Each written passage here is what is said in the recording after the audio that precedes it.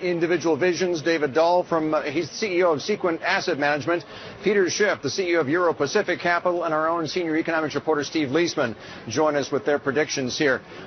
David, start with you. What are you looking at? Especially, I mean, bear in mind we're going to be still feeling the effects of the fiscal cliff, and technically we're going over it tonight. Does this affect your thoughts about investing in 2013?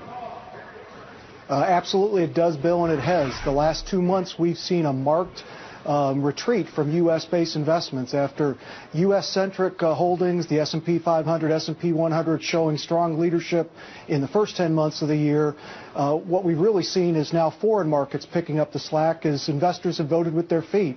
So I would say that when we look into 2013, the opportunities most likely exist outside the United States, not here in the U.S. David, outside of the United States is a very large geographic area. Can you narrow it down for us, like Asia, Europe, Africa, emerging frontier? What is it?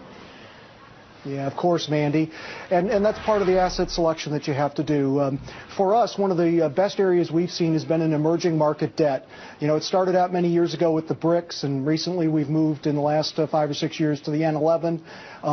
By looking at those emerging markets where we can have sovereign debt, maybe moving even towards corporate debt, and relying on a manager, a good fund like the Fidelity Advisor Emerging Market Fund, that's where opportunities exist. Peter, I'm really interested in what is going to be the key driver of the markets overall. I mean, I'm kind of sick of politics being the driver, right? Because it means that we're not really being driven by fundamentals. We're being driven by bickering out of Washington. We're being driven by headlines every other hour. What will drive the markets in 2013, and will it be justified?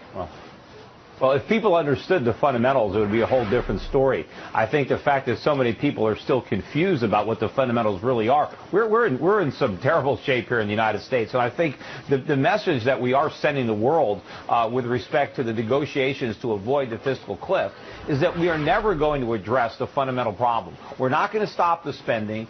We're not going to stop the debts. The Fed's going to keep on monetizing the debts until we have a currency crisis. That's the bottom line. We're going to have to be forced to act responsibly. And if the dollar's going to come down, I think it could come down a lot in 2013, then that's another tailwind rather, for investing abroad. And I agree with your guest. I like a lot of these emerging markets. I like the action, particularly in the last couple of months, in a lot of the Southeast Asian markets. We've been investing in places like Indonesia, down in Mexico, some of the more exotic locations. But you got to get out of U.S. dollars.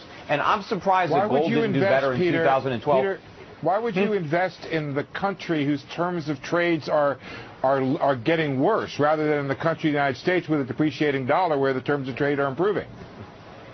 Well, a weakening dollar doesn't improve your terms of trade. What that does is it makes it more expensive. That's exactly what it does. No, it doesn't. It helps export. The dollar, Steve, the dollar has been depreciating for decades. And look at our trade deficit. It's not been depreciating for decades. It's been up a while. Yes, it has. Where you been? It's not.